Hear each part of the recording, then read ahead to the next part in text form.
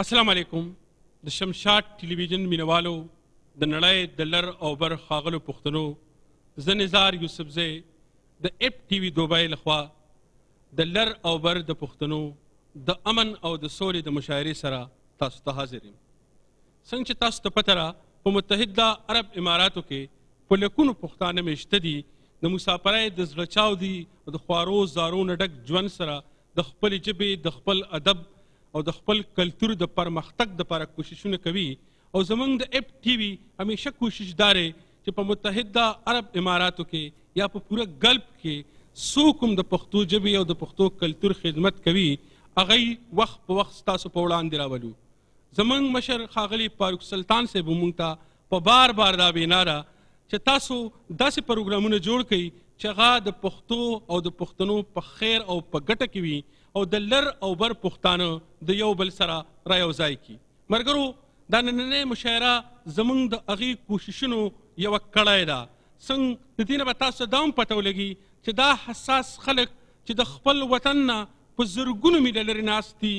دی خپل وطن ته پراخپیښو کچالو په هغه مسلو چې نن په ایس د یو کام ورسره موږ د لر او بر پښتانه ور مخامخ یو د هغې په حواله د دې حساس خلکو سوچ او فکر څه دی. نو زه نزار یوسفزی د نننۍ مشاعرې ستاسو کوربه یم. ستاسو د ټولو شاعرانو ادیبانو فنکارانو د قلم د ملګرو یو ډېر ممنون مشکور یم چې زموږ په بلنه باندې دلته رالی او په دې مشاعره کې هم ګډون وکړه. ستاسو د ټولو یو جهان مننه. په دې مشاعره کې ګډون کې شاعران موږ سره ښاغلی اعجاز خټک صاحب، ښاغلی احمد حسین ندیم، ښاغلی اختیار الله ورکزی، ښاغلی حکیم زلن ورکزی، ښاغلی ظفر حسین ظفر،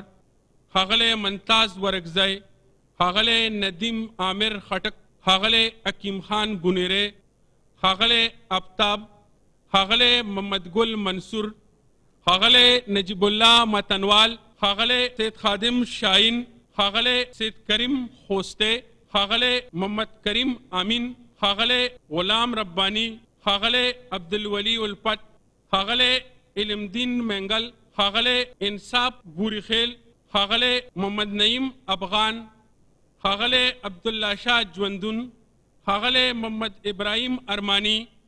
ښاغلی جهاد ګل حنیف، ښاغلی احمد شاه حقوقی، ښاغلی خالد خان اسرت، ښاغلی ایدر بنگش او ښاغلی امین بنگش. دا ټول هغه شاعران ملګري چې په دې نننۍ مشاعره کې به زموږ سره ګډون کوي. د مشاعرې عمري شاعر ښاغلي اعجاز خټک صاحب له بلنه ورکوم. ښاغلی اعجاز خټک صاحب هغه نر پښتون دی چا چې د نن نه 30 کاله مخکې په متحده عرب اماراتو کې د پښتو ژبې لپاره د پښتو عمړی تنظیم د اماراتو پښتو ادبي ټولنه جوړه کړې وه او د پښتو مشاعرو دا رواج دا پټکې هم د دوی په سر باندې دی. زه ورله په دې ټپه باندې مایک ته د راتلو بلنه ورکوم چې دشمن د کلي منځ ته راغی، دشمن د کلي منځ ته راغی، لالیه پورته شه چې ملا دې وتړم. ښاغلی اعجاز خټک صاحب.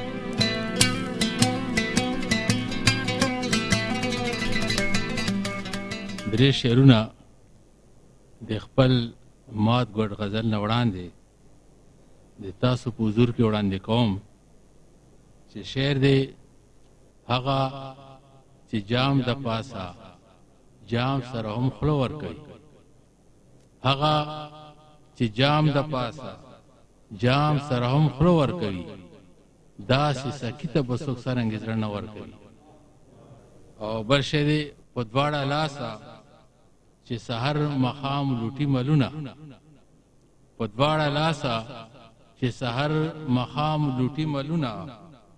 دومره غریب سړی به بل غریب ته څه ورکوي. او بل شی دی کله د خدای په مینه مست، کله د کام په جذبه، سرونه دومره زنبایا پښتنه ورکوي. او د غزل یو څو شعرونه دي چې ستا د خبرو د ځواب ونه یم، ستا د خبرو د ځواب ونه یم، هر څه به یم خو سپین کتاب ونه یم، ستا د خبرو د ځواب نه یم هر څه به یم خو سپین کتاب نه یم او شعر دی چې خلق ملولي پاڼې پاڼې د ژوند خلق ملولي پاڼې پاڼې د ژوند په مخ راخور دی تور نقاب نه یم او شعر دی چا نه چا پر خپل ځان تړلی د کتاب هغه انتصاب نه یم او شعر دی چې په خپله برخه په خپل کټو پوزي په خپله برخه په خپل کټو پوزي شمار د غټانو په حساب نه یم او شعر دی چې زما جنان دی دا د ټولو جنان زما جنان دی دا د ټولو جنان ولې خوښ په انتخاب نه یم او اخیری شعر دا چې د ژوند مقصد کتش جنت ګټل وي د ژوند مقصد کتش جنت ګټل وي اختا په دغسې عذاب نه یم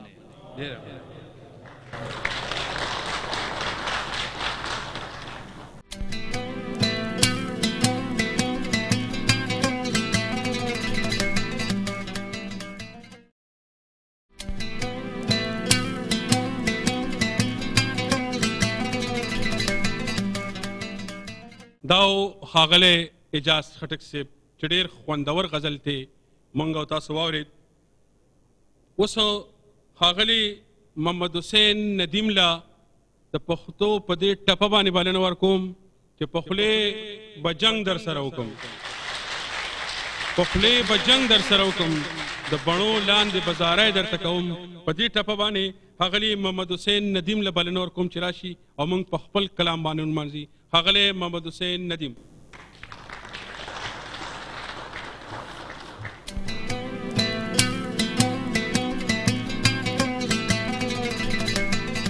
یو ستارز ده ګلونه به کرو خو چې موسم ورله پیدا شي ګلونو به کرو خو چې موسم ورله پیدا شي یو خوږ د سحر باد او بل شبنم ورله پیدا شي جانانه زه به دروړم ستا دانه وانه وربله غانټول د خبلها خو چې شړشم ورله پیدا شي. یو بله قطعه ده ماوې سرې مرخڼۍ سرې الوچې به درلېږمه ماوې سرې مرخڼۍ سرې الوچې به درلېږمه املوک غزان توتان وچې میوې به درلېږمه خو سخت کال د سوات مڼې شل تالان ټول د جل وهلي چینو کې د بس پاتې تلمیرې به درلېږمه. غزل مطلع عرض ده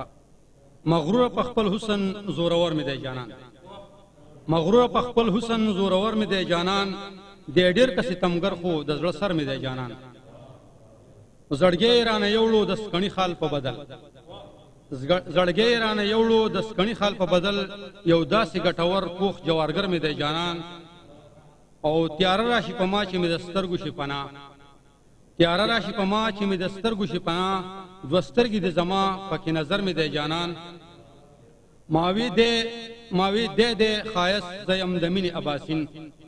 ماوی دی ښایست زه یم د مینې اباسین ښایست سره د مینې سمندر مې دی جانان او بل خیال ناراضي ماله بې له ده د تصور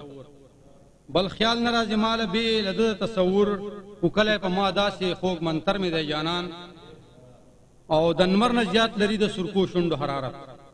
د ستورو او سپوږمۍ په ښایست بر مې دی جانان په شپو کې مې غوښتلو خدای راکړی هم د شپې په شپو کې مې غوښتلو هم راکړی خدای د شپې یو داسې بې بها ګل د انځر مې دی جانان پشان د خاپیرو مې دی قابض په هر سو پشان د خاپیرو مې دی قابض په هر سو په سترګو کې جانان په زړه ځیګر مې دی جانان او یو ځل نه څو ځله ما ویلي دي هر ځای یو ځل نه څو ځله ما ویلي دي هر ځای جانان جانان جانان مې دی دلبر مې دی جانان او ندیمه ډېر مې خوښ دی خو څه وکړم په نصیب ندیمه ډېر مې خوښ دی خو څه وکړم په نصیب مودو شوه د خوانه مسافر مې دی جانان. السلام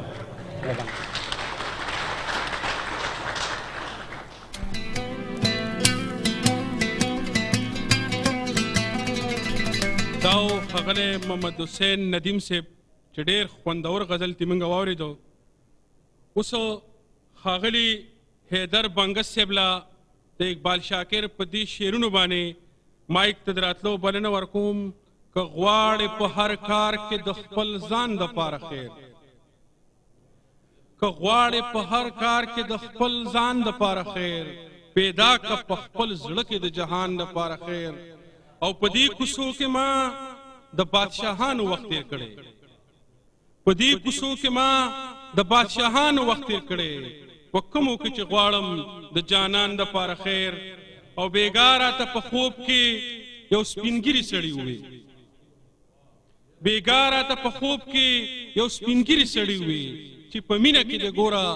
د انسان دپاره خیر په دې شعرونو باندې ښاغلي ایدر بنګش له بلنه ورکوم چې راشي او موږ په خپل کلام باندې نمانځي ښاغلی ایدر بنګش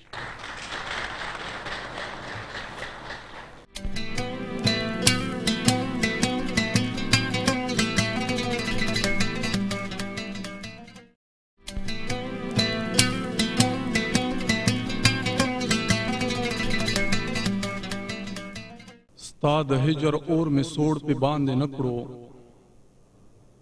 کړه مې اوښکو په باران ځمکه چې کړه ستا په تشه خندا زړه د هجران چوي خو بس نه د کوې ما سره ښېګړه غزل ده په ظاهره خو سختن زه د خپل واک یم خو باطن په تا تکیا د انګور تاک یم هلاکت لا نور د دې د پاسه څنګ وي بې د یاره چې ژوندی پایم هلاک یم هلاکت لا نور د دې د پاسه څنګ وي بې د یاره چې ژوندی پایم هلاک یم ستا د دند لوږې تندې له کبله ستا د دند لوږې تندې له کبله زمانې لره تشبیه د اوچ خشاک یم د ماشوم غوندې مې ځان پورې نږدې کړه محبت کې د بې عیبه او بې باک یم یاره ما لره د تشه خندا بس دی د طوطي په شان شتمن د لږ خوراک یم ډېره ډېره مننه یاره ما لره د تشه خندا بس دی د طوطي په شان شتمن د لږ خوراک یم د نافرت له زنځیرونو مې آزاد کړه زه حیدر خو له فطرته مینه ناک یم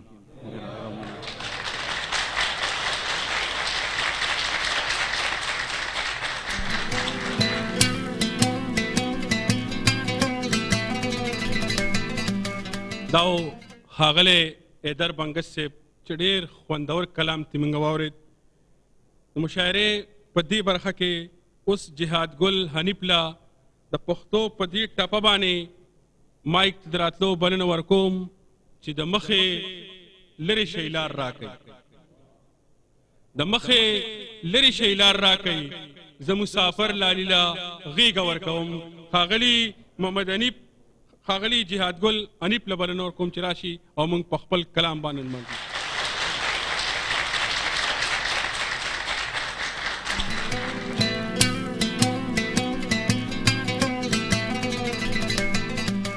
ای پښتونه د غیرت نه د قربان شم ای پښتونه د غیرت نه د قربان شم تا ګټلې نوم همت نه د قربان شم په هر ځای کې چې ته اوسې رڼا ښکاري په هر ځای کې چې ته اوسې رڼا ښکاري د رښتینې شان شوکت نه د قربان شم او تل ډاډه ګرځه اغیار څه کړلی نشي تل ډاډه ګرځه اغیار څه کړلی نشي د ډاډه زړه سلطنت نه د قربان شم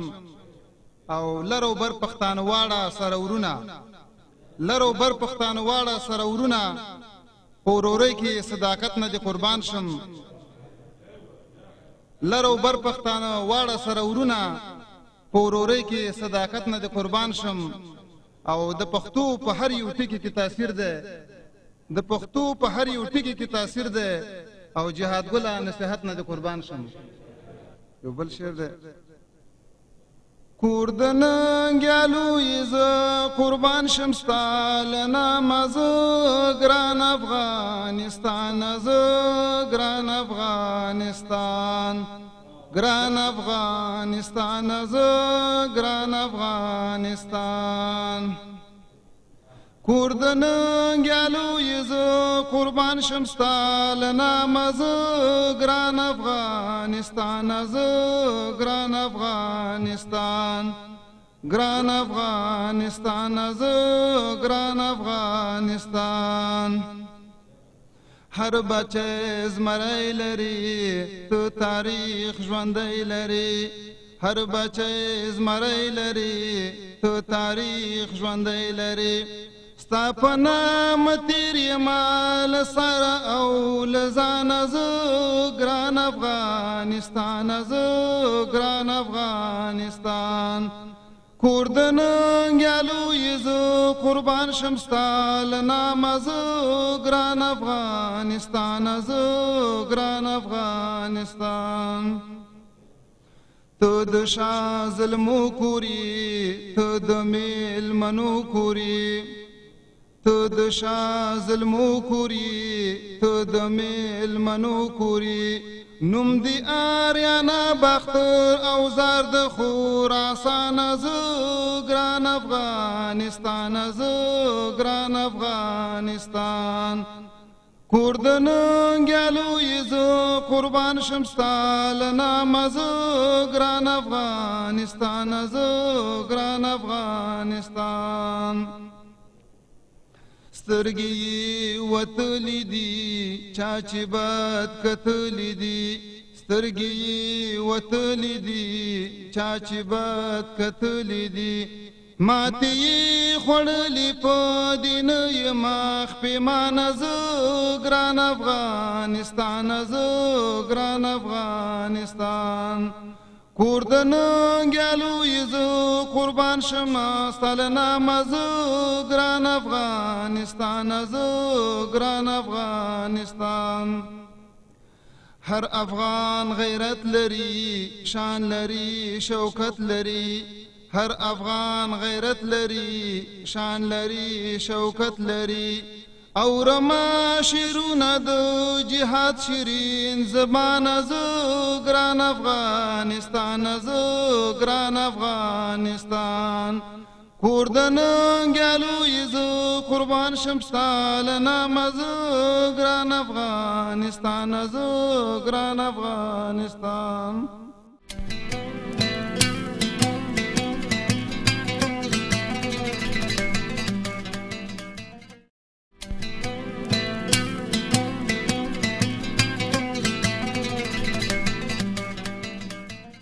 شعر د کاروبار باره کې د نن سبا دنیا کې د دوکې هغه ډېر روان دي دغه مې لیکلی وی ځان دې دروغجن کړو خو دنیا دې ځان ته ډېره کړه او څه شو ستا غیرت وفا رښتیا دې ولې هېره کړه ځان دې دروغجن کړو خو دنیا دې ځان ته ډېره کړه څه شو ستا غیرت وفا رښتیا دې ولې هېره کړه ولې کړې دوکه د مسلمان سره په پټه کې او نه ګورې خپلوان دوستان هر چا نه خپله ګټه کړې ګورې مخامخ کله کتل د شا د چټه کړې او څوک چې پیسهدار وي بیا یې زر شریک په ګټه کړې نو ځکه یې خوشحاله چې پسته مړۍ دې تېره کړه ځان دې دروغجن کړو خو دنیا دې ځان ته ډېره کړه یې واده خلاف عادت مجبوره ته شرمېږې نه زړه دې لکه سخته تیږه دا ولې نرمېږي نه څومره چې چالاکي دې اوس چلیږي نه او بیا به دې مړه شوې ډېوه هېڅکله بلیږي نه نو لومه دې خوره وه ښایسته مرغۍ دې ګیره کړه ځان دې دروغجن کړو خو دنیا دې ځان ته ډېره کړه سپینه یې وینا ده نه د تا او نه د ده وایي سوچ ورباندې وکړه چې ترخه او که خواږه وایي او زړه یې چې راتنګ شي حقیقت به ولې نه وایي او غوږ شه جهاد ګل ته چې د شعر په ژبه څه وایي نو کمانه نه شرمېږي د الله نه خو لږ ویره کړه ځان دې دروغجن کړو خو دنیا دې ځان ته ډېره کړه داو ښاغلی جهاد ګل حنیف صاحب چې ډېر خوندور کلام تې موږ واورېدو دې شاعرونو سره دا نننۍ مشاعره سرته ورسېده موږ سره نور ډېر شاعران ملګري دلته ناست دي په راتلونکي هفته کې به نوې مشاعرې سره زه نزار یوسفزی ستاسو په خدمت کې حاضرېږم د هغې هم په لوی او مهربانه خدای سپارم د خدای په امان